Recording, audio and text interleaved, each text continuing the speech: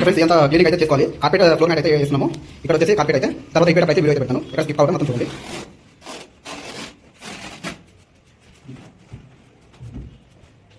మొత్తం ఫిక్సింగ్ అయితే చేస్తూ ఉన్నాం. మొత్తం అయితే ఇది రెడ్ కార్పెట్ అన్నట్టు ఇక్కడైతే చూడవచ్చు. మొత్తం గమన్ అనేది పేస్టింగ్ చేస్తూ ఉన్నారు. అలానే ఇక్కడ మొత్తం గమన్ అనేది ఏటం అయితే కంప్లీట్ అయిపోయింది. ఈ కార్నర్ కూడా అయిపోయింది. అలానే ఆ చివరిలో కూడా అనేది అయిపోయింది. అయిపోయిన తర్వాత అయితే వీడియో అనేది పెడతాను. ఇక్కడ స్కిప్ కావడం చూడండి.